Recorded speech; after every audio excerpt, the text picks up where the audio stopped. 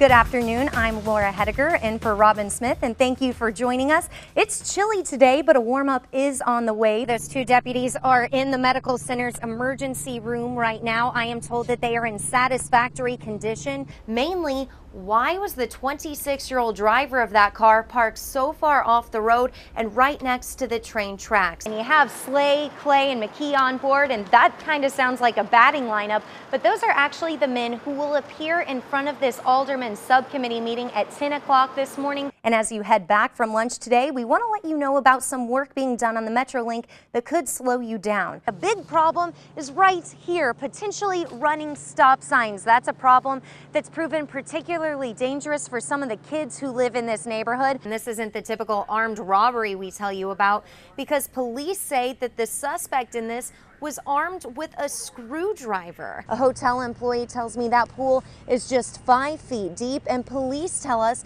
that those twins' family members were at the pool. Just in the last 10 minutes, Claire, I spoke with a county officer, and he tells me that within the hour, County police cleared that scene in Jennings. The excitement here in October, you can just feel it, especially on game day.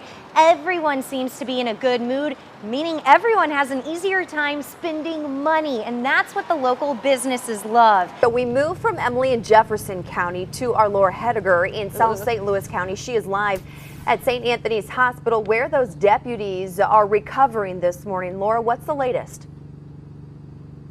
Yes, Claire, those two deputies are in the medical center's emergency room right now. I am told that they are in satisfactory condition. We know that the 22-year-old female deputy was shot in the lower left calf. The bullet, according to what Sheriff Boyer said, went in and out of her leg. It broke her leg. And then the 43-year-old deputy, Deputy Toombs, he was hit by some type of fragments of a bullet in the arm and the shoulder. According to the sheriff, they are in good and stable condition. But let's go ahead and let you listen to what he had to say about these injuries.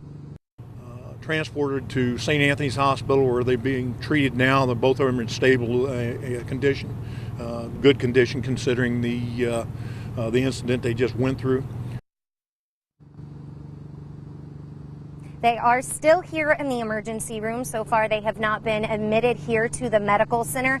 But when something like this happens, it impacts the entire law enforcement community. When we first got here, there was a Missouri Highway Patrol car here. There were 2 state troopers in here keeping those 2 deputies who are injured company. We also know that another Jefferson County deputy was here keeping his peers company. And in fact, I just got a text message from one of the St. Louis County police officers, one of my sources there, saying to take good care of his brother and sister in Jefferson County. He said he's been thinking about them ever since he heard about this shooting. We are going to stay here at the medical center. I will continue asking the staff here if they can give us updates on those conditions.